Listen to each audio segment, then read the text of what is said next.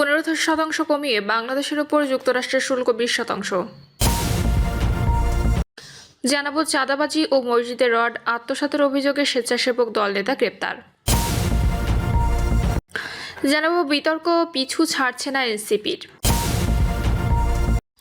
এবং সর্বশেষ জানাবো মিথ্যা মামলা ও মব সন্ত্রাস অন্তর্বর্তী সরকারের আমলে সবচেয়ে দুর্ভাগ্যজনক ঘটনা বলছেন আইন উপদেষ্টা। শুনছিলেন সংবাদ শিরোনাম, এবারে বিস্তারিত।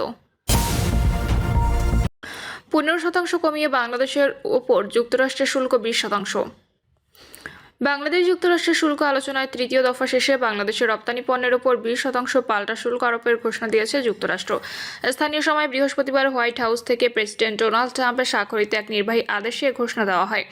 এর আগে গত 2 এপ্রিল বিশ্ববাজারে যুক্তরাষ্ট্রের বাণিজ্য ঘাটতির অজুহাতে বাংলাদেশ সহ একাধিক দেশের উপর 37% হারে শুল্ক আরোপ করেছিল ট্রাম্প। পরে আলোচনার পরিপ্রেক্ষিতে 9 এপ্রিল তা সাময়িকভাবে স্থগিত করে 35% নামিয়ে আনা হয়। নতুন এই সিদ্ধান্তে বলা হয়েছে শুক্রবার থেকে বাংলাদেশের রপ্তানি পণ্যের উপর মোট 20% শুল্ক কার্যকর হবে। প্রধান উপদেষ্টা প্রেস সচিব শফিকুল আলম নিজের ভেরিফাইড ফেসবুক পোস্টে বিষয়টি নিশ্চিত করেছেন। শুল্ক আরোপ নিয়ে প্রতিক্রিয়ায় বাণিজ্য উপদেষ্টা শেখ বশির উদ্দিন বলেন, 20% শুল্ক আরোপ করায় যুক্তরাষ্ট্রে আমাদের রপ্তানি বাধাগ্রস্ত হবার সম্ভাবনা নেই। আমরা এখনও প্রতিযোগিতামূলক সুবিধায় আছি, তবে আমাদের প্রত্যাশা ছিল 20% নিচে কোনো হার। চাঁদাবাজি ও মসজিদে রড আত্মসাতের অভিযোগে স্বেচ্ছাসেবক দল নেতা গ্রেপ্তার। পটুয়াখালীর মির্জাগঞ্জে চাঁদাবাজি ও মসজিদের রড আত্মসাতের অভিযোগে স্বেচ্ছাসেবক দলের এক নেতা গ্রেপ্তার করেছে যৌথ বাহিনী। পুলিশ ও স্থানীয় সূত্রে জানা যায়, কাঁঠালতলী এলাকায় সরোয়ার হোসেনের কাছে 5,000 ব্যবসায়ী খুশি আক্তার ও দফাদার মোহাম্মদ শফিকুল আলমের দোকানে তালা মেরে চাঁদা দাবি করে আসছিলেন মাধবখালী ইউনিয়ন স্বেচ্ছাসেবক দলের সভাপতি মোহাম্মদ সাদাত হোসেন। এছাড়াও তিনি কাঁঠালতলী ইউনিয়ন পরিষদ জামে মসজিদের ইমাম মাওলানা আমিনুল ইসলামের কাছে 50,000 টাকা চাঁদা দাবি ও মসজিদের 500 কেজি রড জোরপূর্বক নিয়ে যান। পরে আমিনুল ইসলাম তার বিরুদ্ধে থানায় একটি অভিযোগ দায়ের করেন। বুধবার রাত 11টার দিকে কাঁঠালতলী এলাকায় অভিযান চালান সেনাবাহিনী ও পুলিশের সদস্যরা। এ সময় কাঁঠালতলী বাস স্ট্যান্ড এলাকায় থেকে গ্রেপ্তার করা হয়। মির্জাগঞ্জ থানার ভারপ্রাপ্ত কর্মকর্তা মোহাম্মদ নজরুল ইসলাম বলেন, চাঁদাবাজি সহ বিভিন্ন অভিযোগে সাদাত হোসেনকে গ্রেপ্তার করা হয়েছে, তাকে আদালতে প্রেরণ করা হয়েছে। চাঁদাবাজ বিরোধী অভিযান অব্যাহত থাকবে।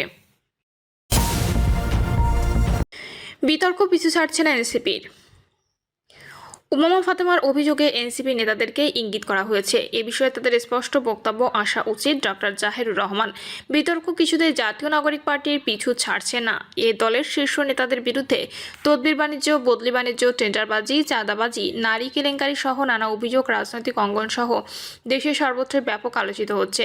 এসব অভিযোগের দায় নিয়ে অনেককে দল থেকে বহিষ্কারও করা হয়েছে। তবে রাজনৈতিক বিশ্লেষকরা এই সাংগঠনিক শাস্তিকে শুধু লোক দেখানো বলেই মনে করছেন। তানভীরের বিরুদ্ধে অভিযোগের পর তাকে বহিষ্কার করা হয়েছে, কিন্তু এরপর আর কোনো ব্যবস্থা নিতে দেখা যায়নি।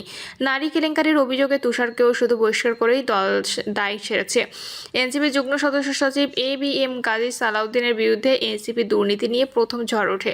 শুধু কাগজ থেকে 400 কোটি টাকার বেশি কমিশন বাণিজ্যের অভিযোগে তাকে দল বহিষ্কার করা হয়। দুদক এ নিয়ে তাকে জিজ্ঞাসাবাদও করে। এরপর এটি চাপা পড়ে যায়। প্রধান উপদেষ্টার বিশেষ সহকারী ফায়েজ তায়েব আহমেদের ব্যক্তিগত কর্মকর্তা এনসিপি নেতা আতিক মোর্শেদের বিরুদ্ধে মোবাইল ব্যাংকিং নগদের অফিসে কাজ করার অভিযোগ ওঠে।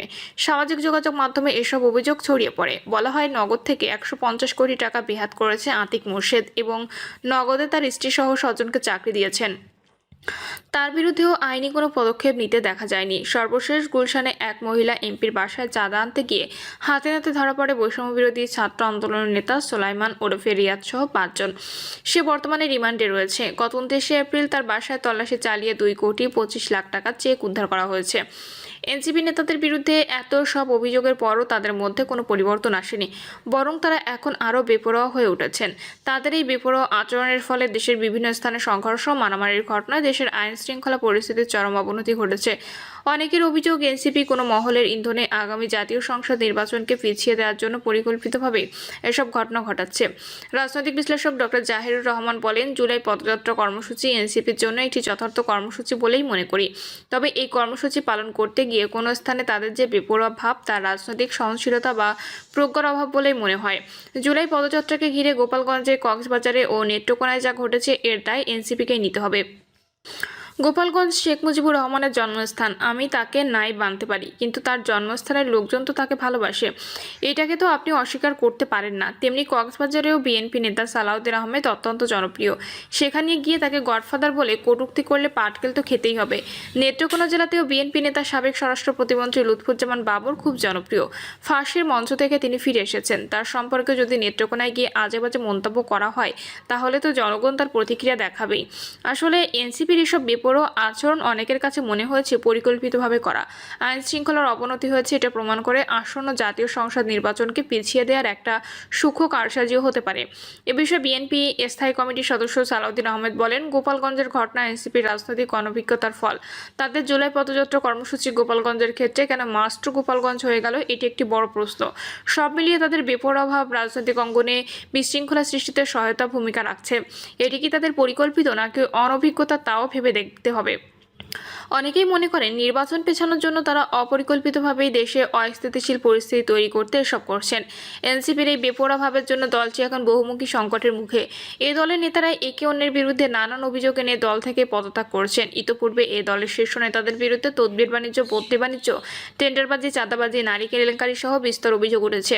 এবার গুলশানে এক মহিলা এমপির বাসায় চাঁদা আনতে গিয়ে বৈষম্য বিরোধী ছাত্র আন্দোলনের 5 জন হাতে নাতে ধরা পড়ার পর এ নিয়ে আরও ভয়ঙ্কর কথা বললেন তাদের দলের সাবেক নেত্রী উমামা ফাতেমা। এই দলের বিরুদ্ধে জুলাই বিপ্লবকে মানি মেকিং মেশিনে পরিণত করা হয়েছে, এমন অভিযোগ করেছেন বৈষম্য বিরোধী ছাত্র আন্দোলনের অন্যতম সমন্বয়ক উমামা ফাতেমা। গত 27 জুলাই ফেসবুক লাইভে উমামা বলেন, ন্যূনতম আত্মসম্মান আছে এমন কেউ এই প্ল্যাটফর্মে টিকতে পারবে না। এই প্ল্যাটফর্মের সঙ্গে থাকাটা আমার জীবনের একটা ট্র্যাজিক ঘটনা ছিল। যে মানুষগুলো জুলাইয়ের মধ্য দিয়ে হেঁটে গেছে, আন্দোলনের সম্মুখ সারিতে ছিল, তারা যখন খুবই সস্তা কাজ করেন, সেটা আসলে নেওয়া যায় না। বৈষম্য বিরোধী প্ল্যাটফর্মে থাকার সময় তিক্ত অনেক অভিজ্ঞতার কথা তুলে ধরে উমামা ফাতেমা বলেন, বৈষম্য বিরোধী ছাত্র আন্দোলনের সব সিদ্ধান্ত হেয়ার রোডে বসে ঠিক করা হতো, সেগুলোই বাস্তবায়ন হতো। আমি পুরো প্রক্রিয়া থেকে বিচ্ছিন্ন হয়ে যাচ্ছি বলে মনে হতো। সবকিছু হিজিবিজি লাগতো। বিষয়গুলো এত অদ্ভুত ছিল যে কোনো কিছুর কোনো ঠিক ঠিকানা ছিল না। চাঁদাবাজির যে অভিযোগ আসতো, এক একজনের বিরুদ্ধে যে স্বজনপ্রীতি ও শেল্টার দেওয়ার অভিযোগ আসতো, এগুলো আমি খুব ভালো করেই জানতাম। শুধু চট্টগ্রামের কাহিনী সলভ করতে গেলেও অনেকের প্যান্ট খুলে যেত। এরকম আরও অনেক জেলার কাহিনী আছে, এগুলো ধরতে গিয়ে দেখেছি এগুলো তো অনেক দূর পর্যন্ত গড়িয়ে গেছে। উমামা ফাতেমার এই অভিযোগের বিষয়ে রাজনৈতিক বিশ্লেষক ডক্টর জাহেদুর রহমান বলেন, উমামার অভিযোগে বেশ স্পষ্টভাবে এনসিপির নেতাদেরকে ইঙ্গিত করা হয়েছে। এ বিষয়ে এনসিপির নেতাদের স্পষ্ট বক্তব্য আসা উচিত। এদিকে এসব অভিযোগের বিষয়ে অন্তর্বর্তী সরকারের তথ্য সম্প্রচার উপদেষ্টা মাহফুজ আলম সম্প্রতি চাঞ্চল্যকর তথ্য দিয়েছেন। গত 28 জুলাই রাতে নিজের ভেরিফাইড ফেসবুক পোস্টে মাহফুজ আলম দৃঢ়তার সাথে বলেছেন, তাকে ঘিরে একটি গভীর ষড়যন্ত্র চলছে এবং এর পেছনে নতুন একটি দলের কয়েকজন মহারথী জড়িত। পরে আবার এটি এডিট করে নতুন একটি দলের জায়গায় বিভিন্ন দলের কয়েকজন মহারথী জড়িত বলে উল্লেখ করেছেন। ফেসবুক পোস্টে মাহফুজ আলম দৃঢ়তার সঙ্গে ঘোষণা দিয়েছেন, এসব ষড়যন্ত্রই শেষ পর্যন্ত জনসমক্ষে আসবে। তার এই পোস্টকে ঘিরে তৈরি হয়েছে নানা রকম জল্পনার। ফেসবুক পোস্টে উপদেষ্টারা লিখেছেন, তদবিরের কথা উঠল যখন একটা ঘটনা বলি। আমাদের এক বন্ধু একজন ব্যক্তিকে আমার ভাইয়ার সঙ্গে দেখা করায়। বিটিভির একটা টেন্ডারের কাজ করে দিলে তারা পার্সেন্টেজ দেবে এবং জুলাই নিয়ে কয়েকটা দেশি প্রোগ্রামের জন্য হেল্প করবে। আমি জানার পর এটা নিষেধ করে দিই। সৎ উদ্দেশ্যে হলেও রাষ্ট্রের আমানতের খেয়ানত করা যাবে না। পরবর্তী সময়ে সেই টেন্ডারের কাজও স্থগিত হয়। মাহফুজ ওই পোস্টে আরও লেখেন, আমার নিকৃষ্ট শত্রুরাও গত 12 মাসে আমার বিরুদ্ধে সব অভিযোগ করলেও দুর্নীতি বা আর্থিক অসঙ্গতির অভিযোগ করেনি। বিভিন্ন দলের মহারথীদের অনেক অসুবিধা হচ্ছে তাতে। রাষ্ট্রের দায়িত্ব পবিত্র আমানত। 1000 কোটি টাকার চেয়েও ইজ্জত ও রাষ্ট্রের আমানত আমাদের জন্য গুরুত্বপূর্ণ।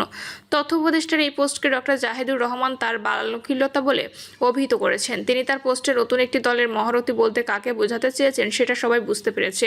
পরক্ষণে সেটা এডিট করে সেখানে বিভিন্ন দলের মহারথী লিখে পোস্ট করেছেন।